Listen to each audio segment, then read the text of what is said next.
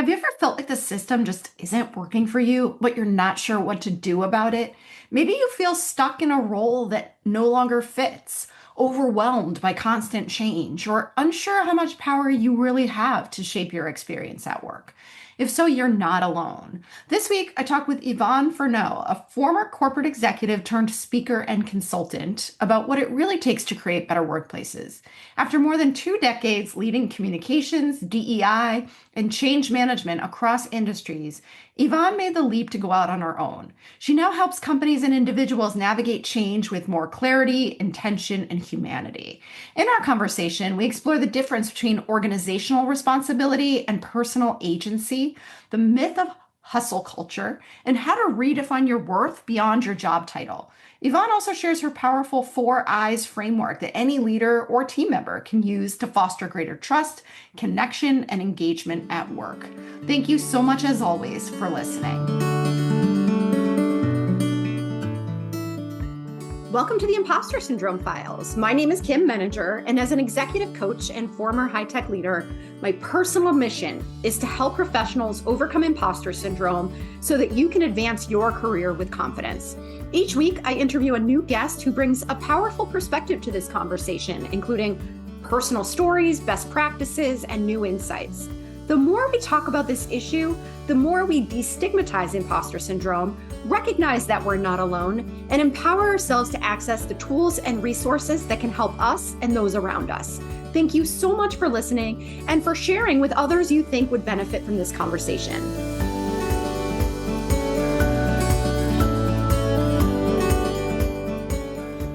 Welcome, Yvonne. I'm so excited to have this conversation. Obviously, you and I have been having conversations outside of this forum for a long time, and I can't wait to bring it to the community. So I'd love to start by asking you to tell us a little bit about yourself.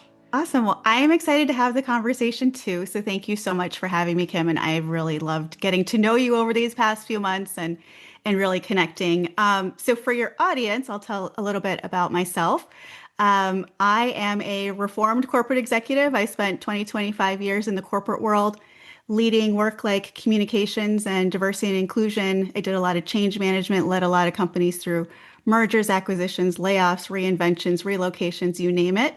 And most recently, I had been a vice president at Weight Watchers, overseeing some work on the HR team, including social impact, DEI, employee experience, and communications.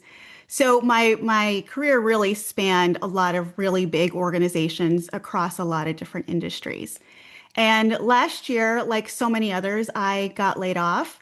And I took some time, and after taking some time, I decided that I really wanted to do something for myself and be the voice for my own brand as I had been the voice for so many others for so many years. And so I embarked on this venture as a solo speaker and consultant. I'd been on a lot of stages over my corporate career, led a lot of meetings. But now I get to go out and talk to all different kinds of companies and groups about how to create a better workplace, how to lead through change. And I live in the suburbs of Chicago. I've got 3 kids, and life keeps me busy. So that's where I am. Well, I want to go into like what is happening now and into the future. But before we get, Yeah. I want to ask you about your corporate life. And Yeah. I'm curious because obviously your own experience naturally informs the work that you do today. Can you tell us a little bit about what you thought? I'm trying to think of how to frame this question. I don't want to take a very negative, perspective on this. But like, well, why don't you tell us about your experience in the corporate world and what you liked and didn't like about it? Sure. Well, it's interesting because, your perspective changes over time as you're living it. So when I first entered the corporate world, my first corporate job, I worked for Target Corporation for 5 years. That's where I started my career.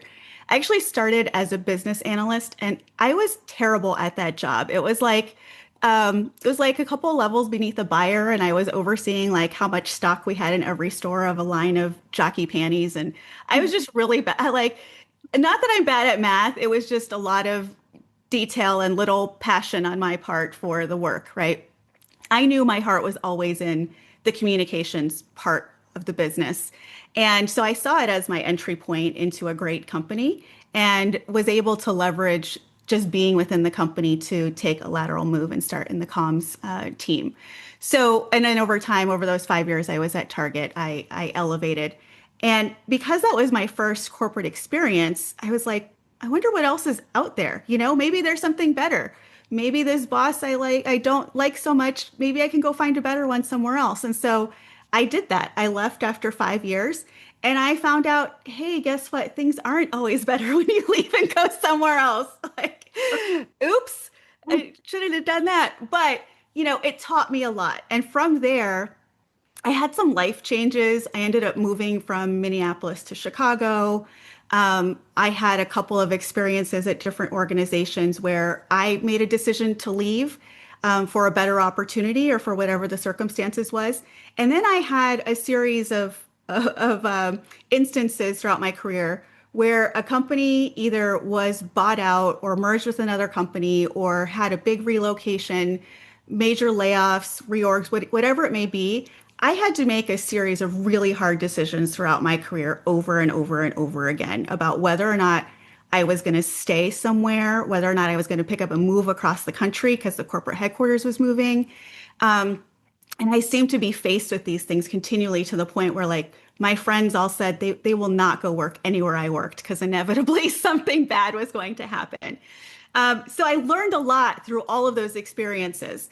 And again, this was in a lot of different industries. I worked in manufacturing for almost 10 years. I worked for retail companies for 7+ years. I worked in real estate companies for a handful of years. So the things I learned were that the more things change, the more they stay the same when it comes to a lot of the work.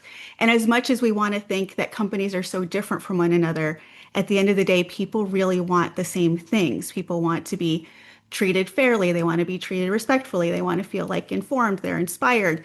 They want to feel like they're part of something bigger. And that was a constant, whether I was working for a retail company or a real estate company or a manufacturing company. And so I learned kind of this take on how organizations operate and how they can be better, whether or not they are focusing on the people first or not. And so those experiences really shaped everything that brought me to where I was. I also was leading different types of work. I started my career more on the communication side. Over time, I took on more HR and DEI work, eventually became a chief diversity officer, and eventually I was leading DEI and comms.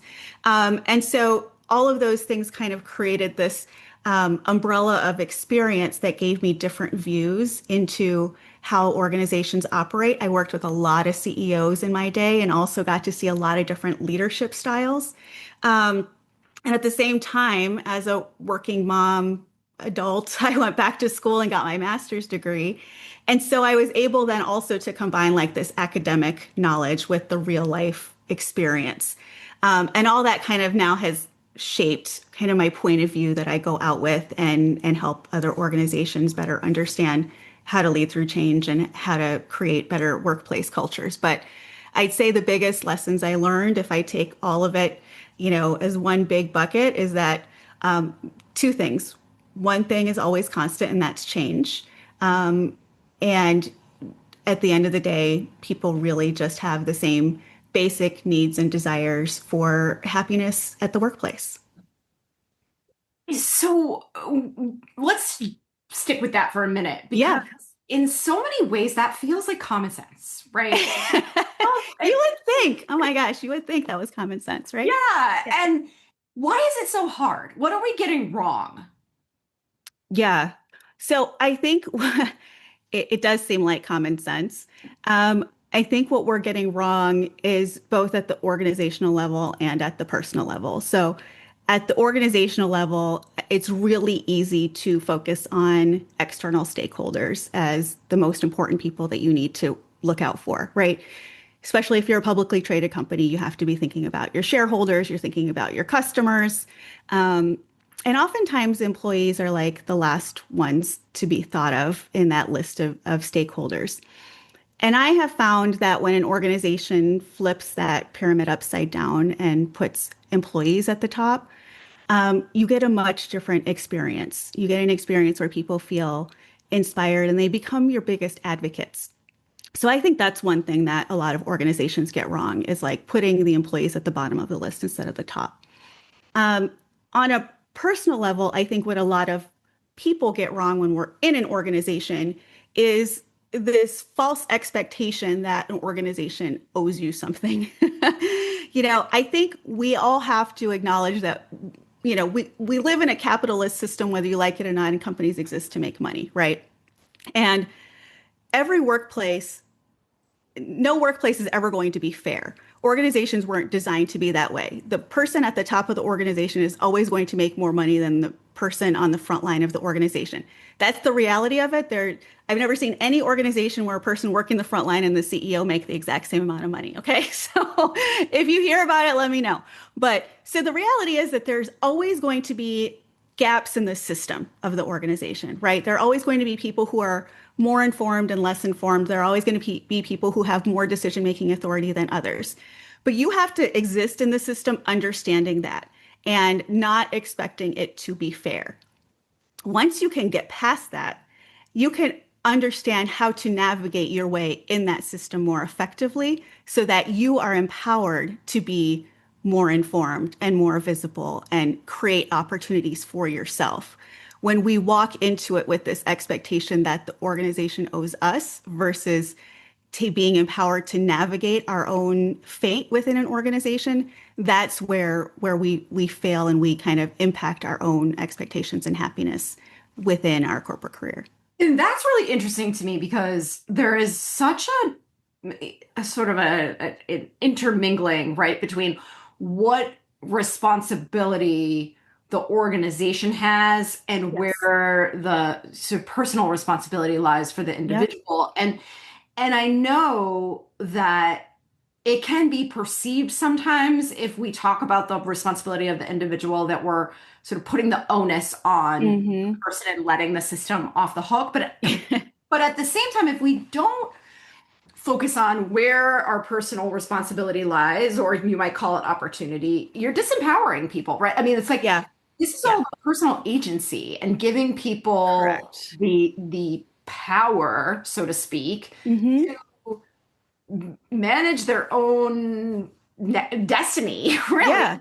right? Yeah, yeah, How do you you feel about have that? you have that's I love the word agency because you do have agency to influence your situation at work. You do have more power than you may realize to influence the culture. You have more power than you realize to influence the people around you. And so I understand the idea that, hey, this is letting organizations off the hook, but we also have to be kind of pragmatic about it too, right? Like some things are what they are. We're going to do our best to kind of make them better. And the only people who can make them better are the people who are in it, right? You are in it, so you can make it better because you are in it. That said, I don't let organizations off the hook either. If you have pay gaps in your organization where people are doing the exact same job and one gender is making more than another, that's an organizational responsibility to fix. That is just blatant bias or unfairness and disparity. So, absolutely, organizations have responsibilities to fix that. I also think organizations don't do a very good job of managing change or giving people reasons to feel inspired and empowered, right? And so that is on leadership. That is on the organization to not be not forthcoming with information. I say transparency is trust, right? So that's on the organization, that's on the leaders to do those things. So I don't want it to come off like because I'm saying you should be empowered and have agency and take responsibility for your own experience. That does not leave the organization off the hook because I could go on for twice as long about what the organizations have a responsibility to do. I really appreciate the nuance because I do think it Yeah. works both ways, right? And I hear from too many people who feel stuck in a system that doesn't respect them, right? And I Yes. think, it's not as easy as saying, we'll just go find something else, especially in Right. today's economy, right? So Yeah. it's good for people to have an understanding of like, I don't have to just sit here and tolerate this. There are some things that are within my control that I can start to do. Yeah, there are some things that are within your control. And, finding a new job is always an option. Now, you may not like how much time it's going to take. And in this market, it's going to be a lot more difficult than it was even a few years ago, sure. But we're always making those kinds of determinations for what's best for our personal health, wealth, safety, mental state, So, and in the past, I was one of those people who would just jump and find a new job when I didn't like something going on at my current job. And that's not always the best tactic either. As I explained, like I instantly regretted the minute I walked away from Target. And I still look back, I'm like, oh man, that was good when I worked there? So I think those are all like calculations we're always making, but I hate the idea that people feel stuck, especially right now when things feel really overwhelming or people are feeling powerless. Um, so I'd say the trick is just to have a little bit of patience, and that's easy for me to say and hard for me to do because I have like no patience. Um, but like I said, sometimes it may just mean giving yourself a longer runway to make the move that you want to make eventually. And that's empowering in and of itself, right? It might not happen immediately, and there may be practical reasons to stay where you are in the short Yep. term. But even just putting a plan together, even just starting to think Yeah. about what your Yeah. options are, makes you feel like less of a hostage to the environment that you're in. Yeah. And I'd also say doing things outside of your work that bring you joy. I know too many people who define themselves by their corporate title, or they just work so many hours, and they're on the finance team doing spreadsheets. And, I know people who like put off having families because they work so many hours and the next annual report's coming out. And it's like, what is that going to get you at the end of your life? So I really encourage people to try to see their identity as more than their corporate job title. Because if you can do that and you can find other things to fill your life with, then you won't feel so trapped, even if you practically are for the time being. Yeah, that's also really important at a time when there are lots of layoffs because I think it's Yeah. so devastating Hmm. when your entire identity is wrapped up in your job and then you lose that job through, Yeah. it's not on your own terms, right? And you just feel like the rug has been pulled out from under you. Yes, absolutely. I've been there. I felt that. And it's a terrible feeling. And it's why I tell people like, don't do what I did. When we think about the relationship between the organization and the individual, I always think about the fact that organizations are collections of people. They're not sort of Hmm. separate Correct. entities, right? Yep. So when we think about this idea of what people want and Hmm. how to create a better workplace for people, what do you think leaders maybe should start thinking differently about, or where's the greatest opportunity for change within leaders to help facilitate the kind of change that you want to see? Sure. It's a great question. Uh, First, I just want to say that I don't always love differentiating between quote unquote leaders and quote unquote employees. Because I think at the end of the day, we are all part of an organization. And in theory, we should all be working together toward the same goal, right? And when we start to really differentiate between quote unquote leadership and quote unquote employees, we are kind of widening this divide that naturally already happens. And the wider those divides get, the harder they become to bridge and the tougher time you'll have creating kind of that unity that you need in order to move forward collectively. So that's the first thing. And the other thing is just because someone is higher up in an organization doesn't mean that their experience in the workplace is subjectively any better than someone who's quote unquote lower in the organization.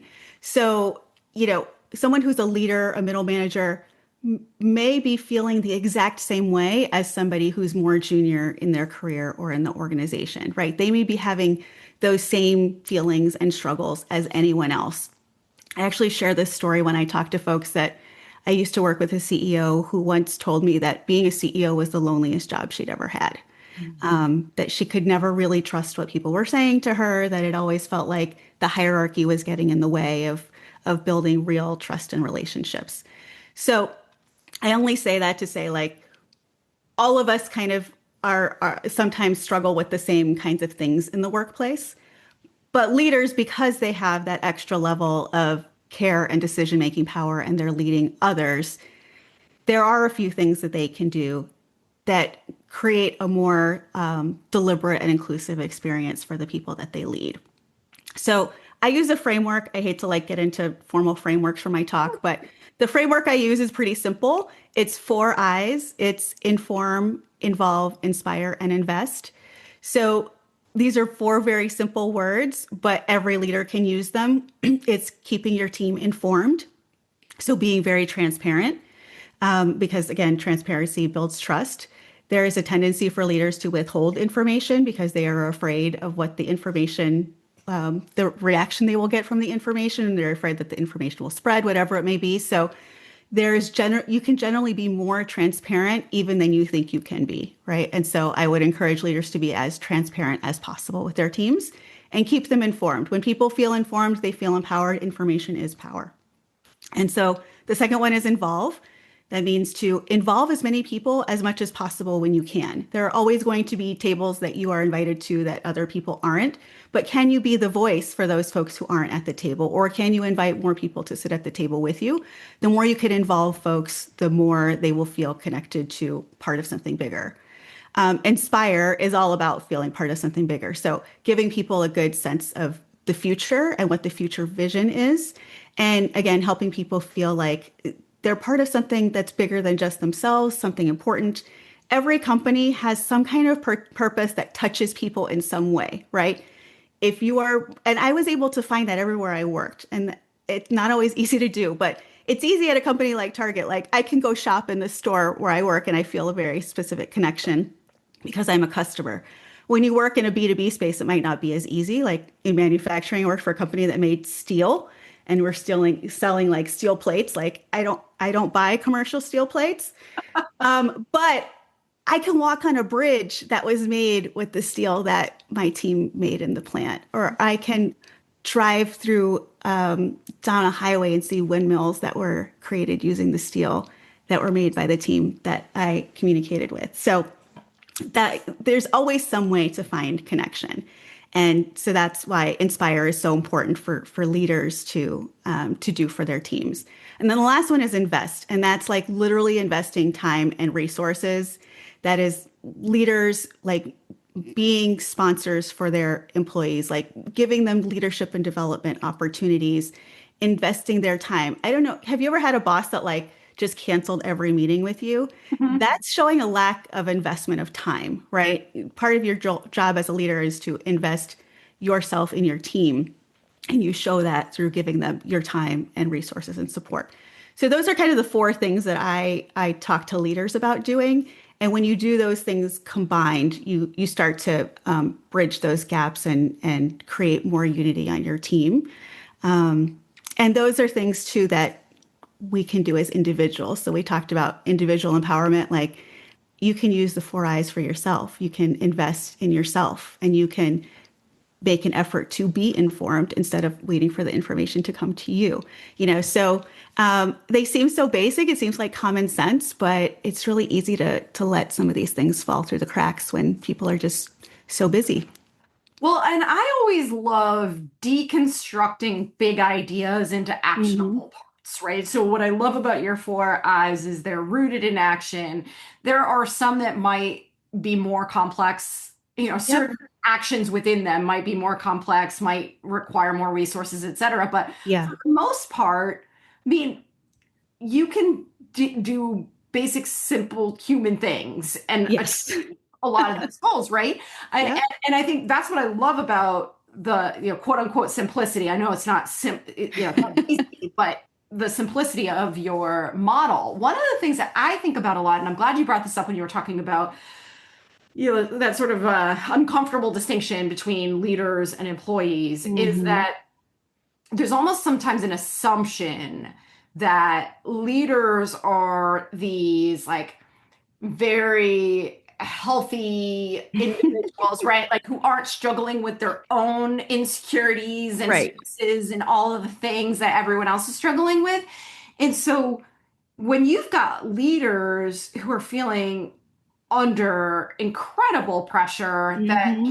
and they too worry about losing their jobs. They Yeah. too worry about like, Sometimes more. yeah, that's true too. Yeah. Hmm. And so when we talk about the caretaking aspects of leadership, it's Hmm. almost like that. If you're not taking care of yourself, you just have an empty, what is it, the empty cup kind Yeah. of thing, right? Like Right. you fill Yeah. your own cup. And I wonder sometimes about whether or not leaders even have the bandwidth to do some of the Hmm. basic things that we're talking about. And so, do you think organizations, when we talk about organizational responsibility, sort of have a role to play in the well-being, the sort of support of not just leaders, but everybody, but especially leaders, because they are caretaking Yeah. Yeah. elements of the organization. Yeah, I mean, I'd say today leaders have more on their shoulders than ever before, right? With all the layoffs, it means that teams are getting leaner and leaner. Leaders are being held responsible for higher and higher standards with less and less resources. And that's a lot of pressure. And a lot of the C-suite executives I've worked with, they don't know how they got there either. Like they are questioning things just as much. So this idea that like somebody made it to the C-suite, so they must be some kind of Einstein and superpower or something. Like that's just not the case. They've just navigated their career or had some luck along the way, or were very smart in one aspect of a business, whatever it may be. So they are human, just like the rest of us. Um, but I do think that the organizational responsibility is in how they design the work. So, what I mean is that I think the tendency when we think about organizational responsibility is their responsibility is to create a wellness program or to offer some kind of um, app that is going to help people, meditate or get therapy. That's all great. And sure, go for it. But that's not solving the root problem. And the root problem is that the way your organization has been set up has left too few people to do too much work. So, how do you simplify what it is you're trying to accomplish? How do you prioritize the work that you're doing so that you don't have so few people doing so much work? There's this concept. I went to school for journalism, and you learn something called the inverted pyramid. And the idea is that when you write a story, you put the most important information at the top, right? Your headline. Some people will only read the headline or the first sentence. So you have to get all the most important information at the top. And this method was created because back in the day, there was a printing press and people would literally like, punch the letters into paper. And so if there wasn't enough room, they would have to just chop off the bottom of the story, or they would keep chopping off the bottom of the story until it could fit. And so I think about work prioritization in the same way. What are the most important things you need to do? Because I guarantee you there are things that could fall off the list that nobody would notice, Mm. that really don't matter. So I'd say the organizational responsibility is more about prioritization and organizational structure than about giving wellness benefits. Ah, I'm so glad you said that. You're absolutely right. Wellness benefits are kind of a band-aid on a gaping wound. Yes, exactly. You know, Yes. and I think that is so important to look at the real pressure points, which is Hmm. overwork and Yeah. just insufficient resources. You're right. Like I think this too may be rooted in lots of other complex issues like imposter syndrome, perfectionism, the Hmm. pressure we put on ourselves. I will often ask people when they tell me how overworked they are or how much they need to do. I'm like, how much of this is self-imposed Yeah. versus an actual expectation? And oftentimes they do struggle to answer that question, or they can see ways in which they're putting this pressure on themselves and by Yep. extension, everyone else around them too. Yeah. Yeah. I think, and if I could say, I think as moms, we do it even more, like because we put this pressure on ourselves, not just in the workplace, but at home, like you got to get the dinner on the table by a certain time, or you got to do such and such with the kids. And honestly, if that stuff didn't get done, your kids would be just fine or just as happy. And, but we put this immense pressure on ourselves to be all things to all people. And it's like this impossible standard to live up to, no matter how hard you try, because you're never going to be able to do all of the things for everyone all of the time, you That's know. right. And you're never going to feel if that's the way you're thinking about it, you're never going to Yeah, feel accomplished in doing it, right? right, right. Yeah. Yeah, yeah. And I have felt that way, there are times that I'm like, I can't meet all of these expectations. I can't do everything that needs to be done. But then when you step back and think about it, like, well, that really doesn't need to be done. Yeah. Yeah. Exactly. Like nobody's gonna die if you don't do that load of laundry tonight. Like That's right. That's exactly right. Well, and I want to look at this from the flip side too. So there's the self-imposed piece of this, but there's also hustle culture. And I yes, wonder what your yes. thoughts are on that. Yeah. Oh man, I have my thoughts on hustle culture. I'll tell you, it has been an interesting transition going from being a corporate leader to being a solopreneur. And that's a transition that hasn't always been easy. It just hasn't been easy, I'll say that. When you have a corporate job, even though there's some question about how long you're going to have that job, or there may be layoffs or uncertainty there is always kind of this reliability, the kind of change that you're experiencing. You experience similar change repeatedly, right?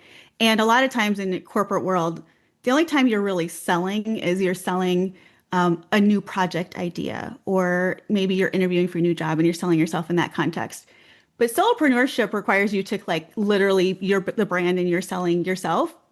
And I think hustle culture has seeped into that so much where you feel like you have to be out there all the time, 24/7, representing your brand, selling, selling, selling. And you never get to just stop and rest, you know? And I think that in itself has created this unrealistic expectation for how quickly success can come or not come, the level of success you can achieve in what amount of time. And also just this idea that like the more you hustle, the the more value you have as a Mhm. person, you know? Um, and so that part like makes me sad. Like I don't know what other way to put it. Like it feels like there's just this personal value attached to how hard you can hustle, and the value of being restful or mindful diminishes in that, you know? Yeah, you're right. And I think it gets complicated too because there are different personality styles, different Hmm. motivations. Like if you think about a startup culture where the founder or founders are personally invested at every level in the success Yes. of this company, right? And Yep. willing to go to extraordinary lengths, just as you're talking about, as Hmm. we as solopreneurs are doing all the time, right? It's like you just want to build your brand, you want to be out there capitalizing on every opportunity, and then you bring in people to work with you, and you have the same expectation of people who aren't as Yes. invested, right? It's Yep. like Yep. they don't get the financial return that you get when Right. things go well, right? Like they don't have the same burning desire that you brought Hmm. to the creation of this business, but it's trickling down, and then it becomes not this like I'm driven by this like authentic desire to want Yeah. to create something. It's I'm afraid that if I don't keep up with all the people Yes. around me, then I'm going to stand out as the person who's not committed, not ambitious, right? Yeah. And I might even lose my job as a result of that. Yeah. Yeah. I think hustle culture really breeds comparison, Mhm. and what do they say? Comparison is the thief of joy. Like Yes. you could compare yourself all day. Like we could compare ourselves to like Mel Robbins or Brene Brown, right? And like then we would just go to bed depressed every night if we did that. Um, and I think the other thing, like I said, it just robs us of the benefit of rest. My therapist told me recently that rest is morally neutral. And that was such an important message for me to hear, because there's something like I feel like I'm not doing what I need to do if I rest, you know? And so she was like, no, rest is morally neutral. It's not good or bad. It's just something you have to do. I love that. That I'm gonna Yeah. True. It's like the shame I attach to slowing down, taking a Right. break, right? Yeah. And I think that what I my sense is that a lot of people are all feeling the same way, but everyone Hmm. thinks everyone else is in it, right? And so no one wants to be Yes. the one to say, "Hey, are we all good with this?" Right. Like, we all want to keep doing Well, this. I think part of that too is just the illusion of social media. I mean, people create personas and illusions of busyness that may or Mhm. may not be there, because they want to present themselves to the world a certain way when that's not necessarily the reality behind the scenes. Yes, you're right. And I think that that's sad too that the way that we operate, right? Like that performative pressure is Hmm. to put on a persona that's always on, that's like overworking, right? Yeah. Yeah. That's Yeah. what we perceive to be the standard and that we're trying to meet. Yeah. And there's danger in that too from the person putting out that persona. I'll give you an example. Like, um, somebody told me recently that they figured, based on looking at my social media, that I must just have a full calendar of speaking engagements and like, wow, we thought you're just killing it. You're just totally booked. And I'm like, no, I actually could, always use more work, but I like had even created that persona myself, right? Because it's like striking this balance. Like to be out there. People know that you're working and you're professional and you have value. But if you do it so much, then people think that, hey, you are the next Mel Robbins, right? Like you don't need our help. But you could always use a little boost. So it made me even rethink like, um, I need to be um, I need to be more clear with my friends or more authentic with how I post so that not that I like feel like thirsty for work, but that people see like, hey, like she's not booked 365 days a year and she's not the next Oprah. Like, you know, That's a very good she point. she's really in the struggle too, just like the rest of us are. Yeah, that's such a good point for people in our type of work too, right? Because not only do you come across potentially as, oh, she doesn't have any bandwidth for what we need, also Yeah. you might also come across as she's really expensive, right? Like Right. out of our league, right? We're not Which we are, you and I are out of everybody's league, but we don't want people of to know course, that. but yeah, we still want them to ask, right? Exactly. And I think to just circle back to where you kind of started too, is that at the end of the day, if you feel like you have tried to influence the Mhm. situation around you, you have done what's within your control, and you've concluded that the kind of change you want to see isn't possible, or the system's values don't align with your own values, Mhm. that you don't have to stay there. And I just Correct. think that's a really important thing to hammer home to people. Yeah, you are making a choice to stay there. And maybe Mhm. that choice is for practical reasons and that's fine, but um yeah, it's kind of like staying in a bad relationship, right? Like at some point you're making the choice to remain in the relationship or not. And I think the same thing goes for the relationship between an employee and an employer. Yeah, exactly. And I've definitely found myself not thinking this way in the moment because I didn't have the luxury of self-reflection, but Yeah. looking back and thinking like, oh my God, I feel like I just got out of an abusive relationship. Right? Yes. And Yes.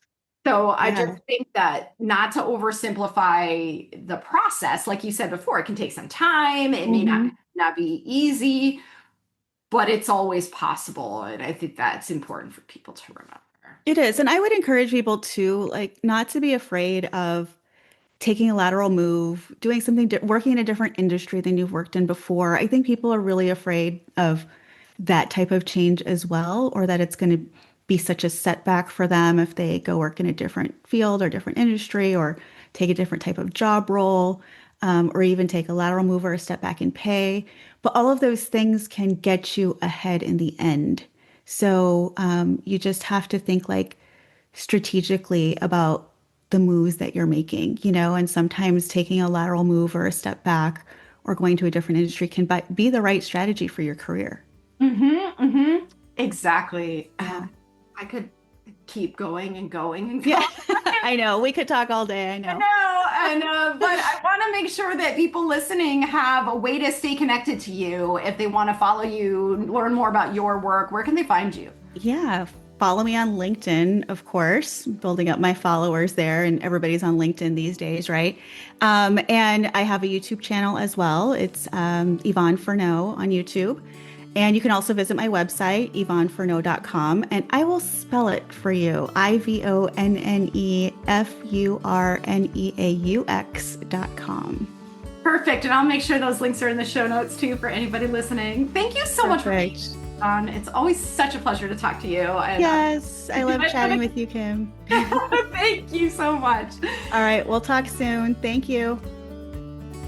Thanks so much for listening to the Impostor Syndrome Files. If you would like to continue this conversation in a safe and trusted space, I would love for you to join my virtual discussion group every Thursday at 12 p.m. Eastern. For the past several years, the group has been limited to women, but it is now open, regardless of gender, to anyone who is interested in exploring and troubleshooting common workplace challenges, building better awareness of ourselves and others, and becoming more inclusive allies at work. Check out the show notes for more info on how to find us, and please join us next week for another episode of the Impostor Syndrome Files.